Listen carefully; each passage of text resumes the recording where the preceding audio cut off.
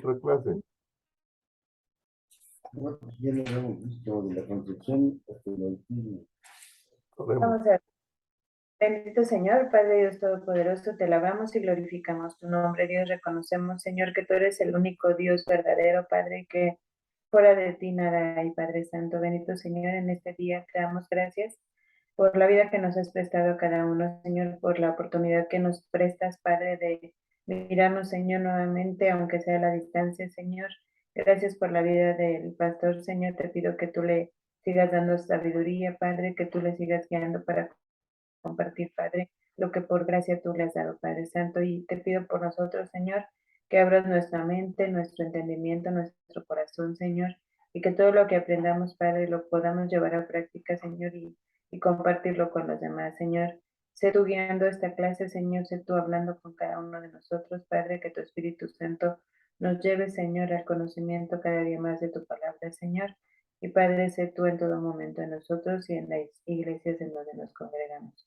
Te pedimos esto y te damos gracias en nombre de Cristo Jesús. Amén. Amén.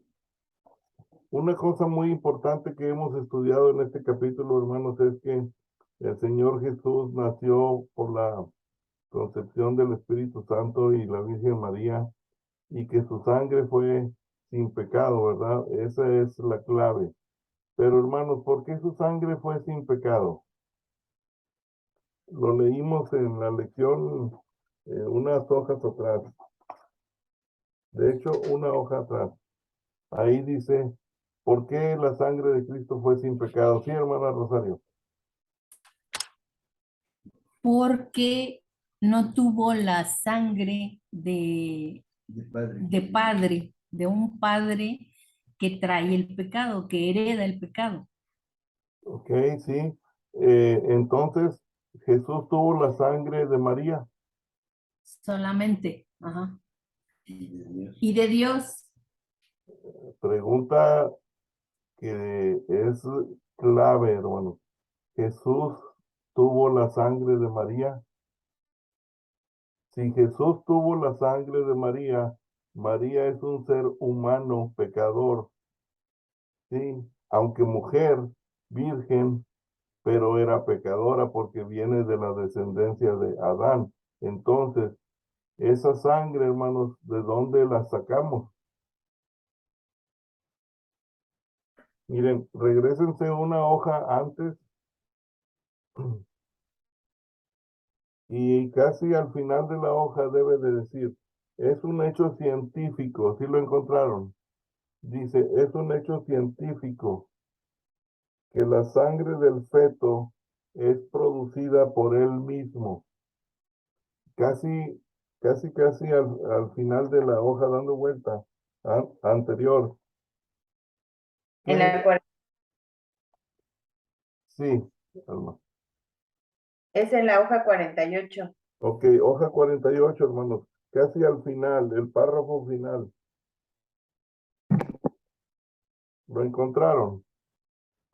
¿Lo encontraste, Daniel?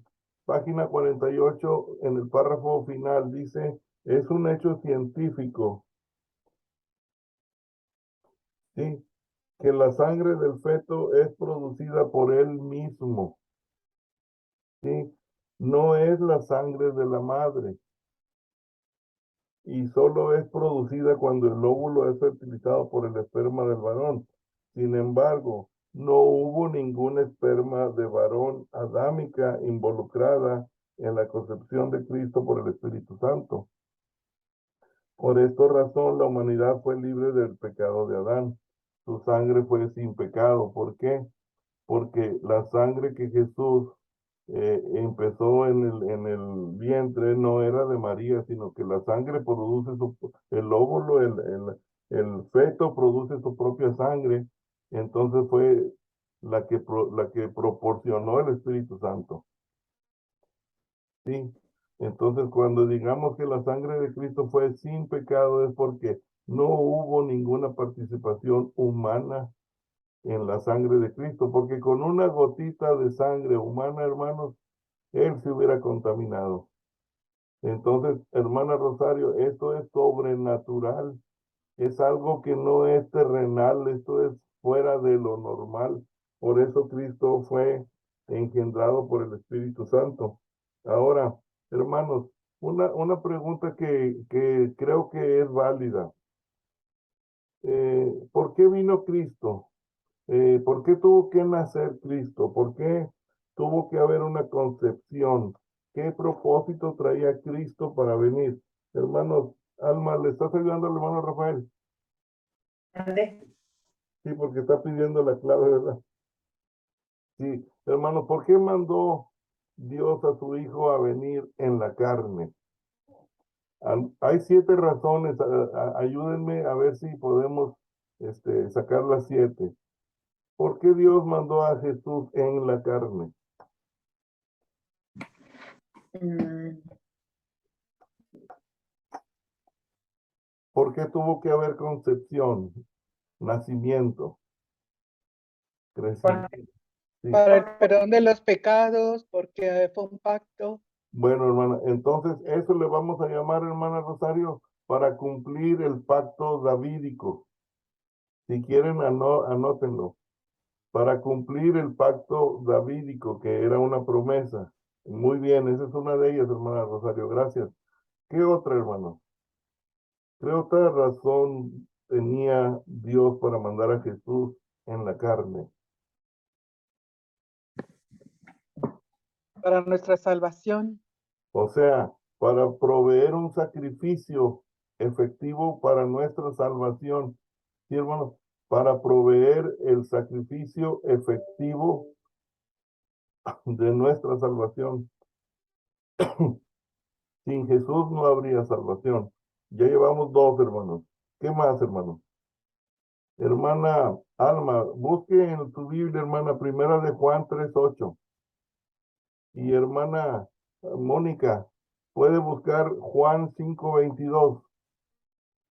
Y hermano Daniel, tienes tu Biblia, Hebreos 4:14 al 16. Hebreos 4:14 al 16. Dijimos que para cumplir el pacto davídico, para proveer un sacrificio efectivo por el pecado. Y primera de Juan 3:8, ¿qué dice, hermana?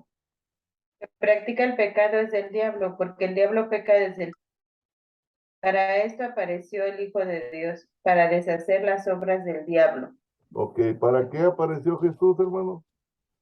Para deshacer las obras del diablo. Esa es la número 3, podríamos decir, para deshacer las obras del diablo. Hermano Rafael, hablando del diablo, hermano. Aparece. Buenos días, hermano Rafael. Gusto en Buenos verlo. días para todos. Saludos, abrazos. Entonces, primera de Juan 3:8, hermanos. Jesús vino para destruir las obras del diablo. Y la otra cita bíblica, hermana Mónica, Juan 5:22, ¿qué dice? Y dice, porque el Padre ama al Hijo y le muestra todas las cosas que Él hace, y mayores obras de esta le mostrará, de modo que vosotros os maravilléis. Es Juan 5:22, hermana. Ay, perdón, Sí. porque el Padre a nadie juzga, sino que a todo el juicio dio al Hijo. Entonces, ¿qué le dio a Cristo el Padre? El juicio, o sea, para poder ser nuestro juez en el tiempo final. Dios no nos va a juzgar, va a ser Cristo. Entonces, para poder ser un juez. Entonces, ya llevamos el pacto 4. davídico, sacrificio efectivo por el pecado, destruir las obras del diablo, para poder ser un juez calificado. Y otro más, hermanos, Hebreos 4, del 4 al 16. Hermano Daniel. Sí, hermano, dice lo siguiente, Hebreos 4, del 14 al 16, dice, por tanto, teniendo un gran sumo sacerdote que traspasó los cielos, Jesús, el Hijo de Dios, retengamos nuestra profesión, porque no tenemos un sumo sacerdote que no pueda compadecerse de nuestras debilidades, sino uno que fue tentado en todo según nuestra semejanza, pero sin pecado. Acerquémonos, pues, confiadamente al trono de la gracia para alcanzar misericordia y hallar gracia para el oportuno socorro. Amén. Entonces Jesús vino, hermanos, para ser el sumo sacerdote, ¿sí? Que se compadece de nosotros, de que conoce nuestras debilidades. Entonces, como sumo sacerdote, hermanos, Jesús por eso vino, para cumplir el pacto davídico, ¿sí? Para proveer un sacrificio efectivo por el pecado, para ser un juez en el tiempo final, para destruir las obras del diablo, para ser un sumo sacerdote. Y faltan dos. La principal es, hermanos, Jesús vino para revelar a quién. ¿A quién reveló Jesús? Al Al Padre. Padre. Al Padre. Entonces Jesús vino para revelarnos a Dios, Él como hijo de Dios, hijo del hombre, el Mesías. Eso fue lo principal, para revelar a Dios su Padre, Él como hijo de Dios, como el hijo del hombre, como el Mesías. Y como último, número 7, sería para dar ejemplo a nuestras vidas, hermanos. Cómo el Espíritu Santo trabajando en la vida de Jesús, hermanos, ahora el Espíritu Santo trabajando en nuestras vidas, nos da un ejemplo a seguir. Hermana Alma, tenemos alguien a quien podemos nosotros imitar. Ya tenemos nosotros aquí a quien, dice Pablo, prosigo a la meta, al llamamiento supremo, al Señor Jesús, esa es nuestra meta, imitar. Entonces, son 7 cosas, hermanos. Revelarnos a Dios como Padre, Él como Hijo, como Mesías, dar ejemplo a nuestras vidas, proveer un sacrificio efectivo por el pecado, cumplir el pacto davídico, destruir las obras del diablo, ser nuestro sumo sacerdote que siente simpatía por nosotros y para poder ser el juez en el juicio final. Entonces, viendo esas dos cosas importantes, hermanos, que la sangre la proporcionó el Espíritu Santo, no María, ¿sí? Ahora dice, de la concepción hasta el bautismo, o sea, de su nacimiento, dice, racionalmente no puede dudarse de la humanidad de Cristo que fuera habitada y llena por el Padre. Les voy a poner aquí lo que estoy leyendo, hermanos, para que lo vean. Sí, de la concepción hasta el bautismo, dice. Racionalmente no puede dudarse que la humanidad de Cristo fuera habitada y llena por el Padre y el Espíritu Santo desde su concepción. Esto es implícito en la doctrina de las personas inseparables de la Trinidad. También es evidente por la implicación de la revelación escritural con la cual Juan el Bautista fue lleno. Lucas 1:15 decía, porque será grande delante de Dios, no beberá vino ni sidra y será lleno del Espíritu Santo aún desde el vientre de su madre. Hermano Rafael, para aquellos que creen que Cristo tomó vino en las bodas de Caná, aquí qué dice, hermano, no beberá No vino. beberá vino, sidra. Sí, ese Sí. es un tema que he discutido mucho con algunas personas que dicen que era vino del que emborracha, el que hizo Jesús. Dice, en Sí, el es que mismo, sí, dice también por ahí en otros versículos que comía y bebía, ¿no? Pero no era vino, sino era agua. O sea, el caso era puro concentrado de uva, más no vino con grado alcohólico. dice que él no iba a beber vino ni sidra. Dice, el mismo bautismo revela que el Espíritu Santo se otorgaba al Cristo en un ministerio abundante sin medida y de una forma continua, puesto que el verbo se encuentra en el presente, lo cual habla de una acción continua. Juan 3:34 dice, porque el que Dios envió, las palabras de Dios habla, pues Dios no da el Espíritu por medida. En la clase de griego, hermanos, que tenemos en el seminario, cuando hablamos de el verbo, hermanos, el verbo tiene varios tipos de acciones, ¿sí? una de las acciones que el verbo tiene como cualidad o característica es que si ese verbo se dijo hace 1000 años, se dijo de tal manera, hermanos, que ese verbo tiene todavía acción continua, o sea que no termina, que el trabajo sigue adelante, sigue avanzando, o sea, no termina como algo que hicimos en el pasado, que en el mismo pasado terminó. No, en el griego tenemos una acción continua en los verbos presentes. Entonces dice, este ministerio del Espíritu Santo a la naturaleza humana de Cristo nutrió su crecimiento físico. Entonces, hermanos, el niño Jesús, hermanos, estuvo sujeto a las leyes del crecimiento. Sí, ¿Sí? sí, totalmente. ¿Alguien me puede dar un ejemplo donde dice que y Jesús crecía? ¿Qué decía? Sí, en Lucas crecía físicamente, espiritualmente, inteligentemente, sabiamente. Entonces, hermanos, su mente, todo fue sujeto a las leyes del crecimiento que nosotros hemos pasado. Entonces, a la edad de 12 años es cuando podemos nosotros ver su plena conciencia, su divinidad. Entonces, él como nacido como hombre, hermanos, él estaba sujeto a estas fuerzas físicas.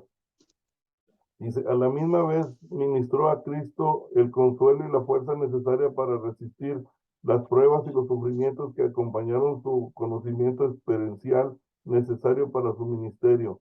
Hermanos, si se fijan ustedes, hermanos, han visto en alguna parte de la Biblia que Jesús haya usado su poder sobrenatural para su beneficio propio. No. Hermano, cuando vio la higuera y que era estéril, hermano. Sí, hermano Daniel. No se oye, hermano, no se oye. Sí. Ahora, Justamente pudiendo haber aplicado su poder en la higuera simplemente, hermano. fíjese, hermano, dice aquí Lucas 2:40, el niño crecía y se fortalecía y se llenaba de sabiduría y la gracia de Dios era sobre él. Tenía todo el poder. Dice, y Jesús crecía en sabiduría y estatura y en gracia para con Dios y los hombres. Isaías 11:1-2 dice, saldrá una vara del tronco de Isaí y un vástago retoñará de sus raíces y reposará sobre él el espíritu de Jehová, espíritu de sabiduría, de inteligencia, de consejo y de poder, espíritu de conocimiento y de temor a Jehová. Entonces, el Señor Jesucristo, hermanos, creció con todas estas cualidades y nunca abusó de sus poderes. Hermana Alma, hemos visto películas donde Jesús de niño revivía pajaritos, ¿verdad? No sé si vieron ustedes películas donde le ponen ahí que le sopla el pajarito y vive el pajarito. Esas son películas. Dice, el ministerio privativo del Espíritu hacia la humanidad inmaculada de Cristo sin duda presenta su preeminencia en todo aspecto de su humanidad. En contraste, el concepto de artistas populares, el cuerpo fue sin duda fuerte y proporcionado. No tenemos ninguna duda de su desarrollo mental y espiritual, puesto que a la edad de 12 años, su conocimiento y respuestas sorprendieron a los doctores del templo en Jerusalén. Y aconteció que 3 días después le hallaron en el templo sentado en medio de los doctores de la ley, oyéndoles y preguntándoles. Entonces, hermana Rosario Hernández, yo creo que el Señor Jesucristo sí era simpático. Era un hombre proporcionado, hijo de carpintero, o sea que le ayudaba en la carpintería a José. De seguro era un hombre fuerte, fornido. Ahora, su bautismo, hermano, y su ministerio público. Hasta el momento de su bautismo, el ministerio del Espíritu de Cristo fue personal y privado. ¿Sí? Y aquí, hermanos, podemos ver, hermanos, que en realidad sí fue personal y sí fue privado, hermanos, porque todavía no, el Espíritu Santo todavía no hacía el trabajo que iba a hacer con los discípulos y tampoco el trabajo que iba a hacer en el Pentecostés. Entonces, aquí, hermanos, podemos decir que el ministerio del Espíritu en Cristo era personal y privado. ¿Qué quiere decir eso, hermana Rosario Hernández? Que no, la gente no se daba cuenta, que no era para atraer atención. Entonces, Alma, lo más seguro es que Jesús no hizo nada de milagros antes de que empezó el primer milagro en las bodas de Caná. Entonces, de allí en adelante el ministerio oficial y público del Mesías se encontró asistido por el Espíritu Santo, quien le dotó para el ministerio espiritual y los trabajos supernaturales que haría. Mateo 3:16 registra los eventos de su bautismo y dice, y Jesús, después que fue bautizado, subió luego del agua, y he aquí que los cielos le fueron abiertos y vio al Espíritu de Dios que descendía como paloma y venía sobre él. Y hubo una voz de los cielos que decía, este es mi Hijo amado, en quien tengo complacencia. Dice, en Lucas 4:1 revela que el liderazgo del Espíritu Santo fue suyo durante el conflicto con Satanás. La continuación del conflicto en Lucas 4:14 demuestra que la humanidad de Cristo fue confirmada y resultó victoriosa por el Espíritu. Lucas 4:1 dice, Jesús, lleno del Espíritu Santo, volvió del Jordán y fue llevado por el Espíritu al desierto. Y Lucas 4:14 dice, y Jesús volvió en el poder del Espíritu a Galilea y se difundió su fama por toda la tierra de alrededor. Dice, después el Salvador dio la exposición doctrinal de su unción del Espíritu en un sermón en la sinagoga de Nazaret. Lucas 4:16-21. Que dice, hermanos, esa me gusta mucho porque dice, vino a Nazaret donde se había criado, donde nadie le iba a creer, y en el día de reposo entró en la sinagoga conforme a su costumbre y se levantó a leer. Así es que dice, su unción para el ministerio de enseñar y predicar fue por dotes del Espíritu Santo. Acompañado la unción de profetas se encuentran los trabajos que ningún hombre puede hacer excepto si Dios no fuere con él. Estos dos realizados por el poder del Padre y del Espíritu Santo. Y las citas bíblicas son estos, dice, y sabiendo esto Jesús en Mateo 12:15.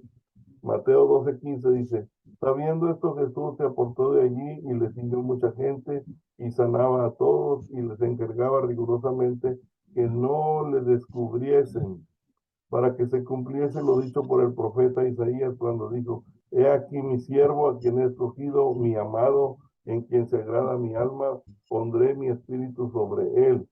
Y a los gentiles anunciaré juicio, no contenderán ni vocearán, ni nadie oirá en las calles su voz. La caña cascada no quebrará, y el pábilo que humea no apagará, hasta que saque a victoria el juicio, y en su nombre esperarán los gentiles. Se fijan aquí, hermanos, en esto que acabo de leer, dice que y a los gentiles anunciará juicio. Una de las 7 razones por las que Cristo vino es, dijimos, para el juicio. ¿sí? Ahora, en su muerte, hermanos, y en su resurrección. Hermano Daniel, en la resurrección de Cristo, el Espíritu Santo juega un papel súper importante, hermano. Dice que mientras Cristo, el siervo que sufre, se encontraba caminando la senda marcada por las profecías del Antiguo Testamento hacia la cruz, Isaías 52, el Espíritu Santo continuamente ministraba para sustentarle, fortalecerle y confortarle como había sido prometido por las Escrituras. Ahora, hermano Rafael, el hecho que el Espíritu Santo lo ministraba a Jesús en la cruz para sustentarlo, fortalecerlo y confortarlo, no hace que él no sufriera los dolores. Sí sufrió los dolores de la cruz del Señor. Dice, Claro.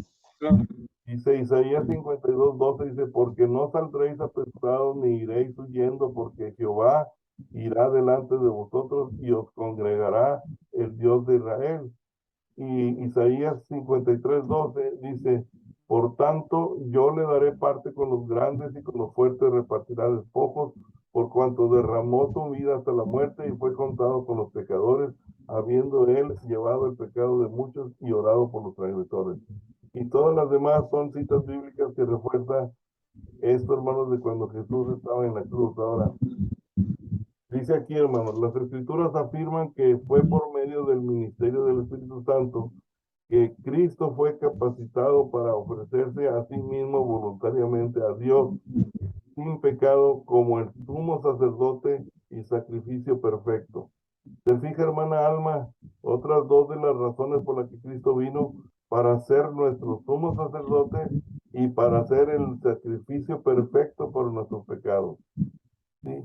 Ahora dice, durante las horas difíciles de Getsemaní, la traición, el vituperio de las multitudes, la flagelación y la crucifixión, el Espíritu Santo fielmente sustentó y auxilió al Salvador en cada una de sus acciones y actitudes. Aquí viene algo importante, hermano. El clímax. Cuando vino el clímax en la cruz, el pecado del mundo fue imputado sobre él. Eso ya lo sabemos, ¿verdad, hermanos? Ahora, cuando su alma fue hecha una ofrenda por el pecado, hermanos. Y aquí, hermano Rafael, subrayen esto, lo cual tuvo que soportar solo. ¿Sí? Lo cual tuvo que soportar solo, aquí en esta parte de aquí, hermano.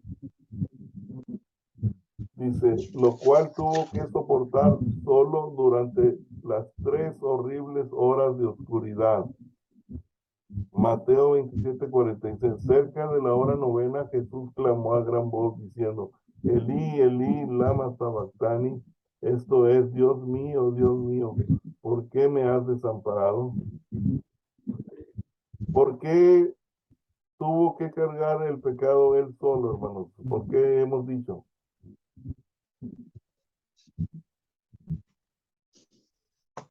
Por amor a nosotros, a los hijos de Dios. Muy bien, hermano. ¿Y qué respecto a la Trinidad, hermanos? ¿Por qué Jesús tuvo que cargar y ser imputado el pecado en él solo, como el Hijo de Dios? Porque ahí en el caso de la Trinidad, cada uno tiene una función, Dios como creador, Jesús como el Salvador y el Espíritu como el Consolador. Muy bien, sí, también es cierto eso, hermano, pero otra cosa más importante, porque Dios es muy santo, hermana Alma. Entonces, si Dios hubiera estado con Cristo, ¿qué pasa? Contaminado de...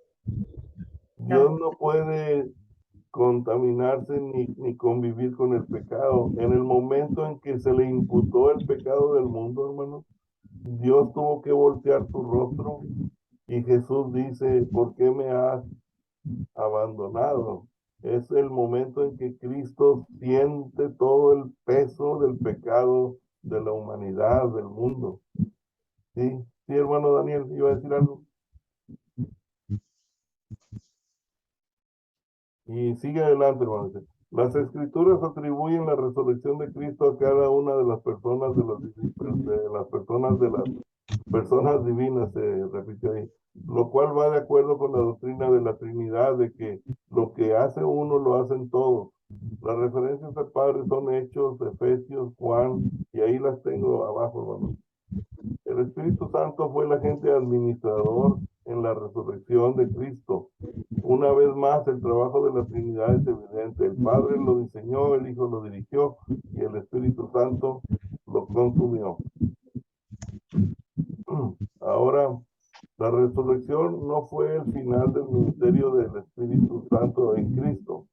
Lucas revela esto en la primera fase en el libro de Hechos al escribir que Cristo resucitado dio mandamiento a los apóstoles por medio del Espíritu Santo.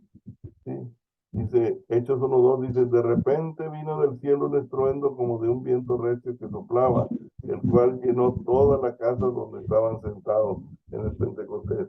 Ahora ya para terminar este capítulo, hermano, el Espíritu Santo en su exaltación de Cristo. La ascensión y exaltación de Cristo trajo una subsecuente unción del Espíritu Santo a su persona como prometido por el Padre, Hechos 2:33, que dice, así que exaltado por la diestra de Dios y habiendo recibido del Padre la promesa del Espíritu Santo, ha derramado esto que vosotros veis y oís. El hermano Pink dice, este más alto grado de unción, cuando Cristo fue ungido con óleo de alegría más que sus compañeros, Salmos 45:7 dice, has amado la justicia y aborrecido la maldad, por tanto te ungió Dios, el Dios tuyo, con óleo de alegría más que a tus compañeros. Dice, lo cual parece indicar que Cristo había recibido la dote del Espíritu para su iglesia, o sea, los dones para los hombres en esta era y para Israel, y para los rebeldes durante la era milenial por venir. De esa forma, la dote espiritual para equipar las verdaderas iglesias del Señor en esta era, para llevar adelante la comisión mundial y para equipar a Israel en la era por venir para su servicio ordenado, ha sido depositada en las manos del Salvador. Así que, hermanos, ya vimos en este capítulo cómo la concepción, sí, hermana Rosario Hernández. Gracias. Es que no alcanzo a escuchar porque como hay, o sea, está muy viciado el sonido, porque están prendidos algunos micrófonos. Entonces, no sé si haya la posibilidad de que pueden cerrar el micrófono para poderle escuchar bien. Sí, hay alguien que está haciendo mucho ruido su micrófono, hermano. Hermano Rafael, a lo mejor es usted. No. Bueno, yo puedo hacer. A lo mejor el volumen. Sí, algunos de ustedes, hermanos, mientras no hablan, pongan su micrófono en silencio, sí. Ok, ya, hermana Rosario, sí, gracias, hermano. Sí, gracias. Sí, entonces, hermanos, el Espíritu Santo en la vida, en la concepción, en el ministerio, en la crucifixión, en la resurrección, el Espíritu Santo nunca se separó del Señor, siempre estuvo presente. Y ahora, en el capítulo 13 que sigue, hermanos, vamos a hablar sobre el Espíritu Santo y la iglesia de Cristo. ¿Alguna pregunta, hermanos, sobre lo que acabamos de ver del capítulo 12?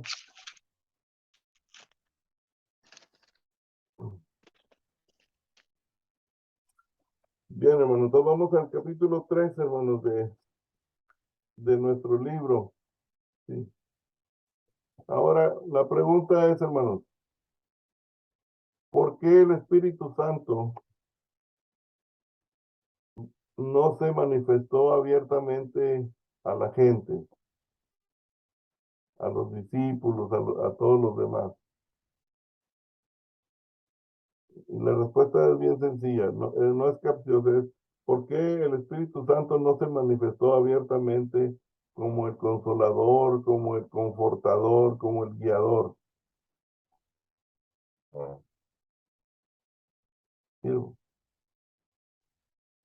Porque todavía estaba Jesús con ellos. Un 100, hermano. 100, le voy a dar un 100. Exactamente. Exactamente, hermano. El Espíritu Santo no se manifestó durante todo el ministerio de Cristo porque Cristo estaba presente. Entonces, eso es perfecto, hermano. Ahora, dice el Espíritu Santo y la iglesia de Cristo. Vayan pensando esto, hermanos. Ya se lo saben, yo creo, pero cuando Cristo aparece a los discípulos después de su resurrección, ¿qué discípulo no estaba presente? Al rato lo vamos a ver, no me digan, pero para que lo vayan pensando. ¿Qué discípulo no estuvo presente cuando Cristo vino a los discípulos recién resucitados? Entonces dice, de la misma forma que el Espíritu Santo tiene un ministerio para la familia, para los gobiernos humanos y para Israel como una institución corporativa, el Espíritu Santo también tiene un ministerio para las iglesias de Cristo. Su ministerio para con y por medio de todas estas instituciones es distinto de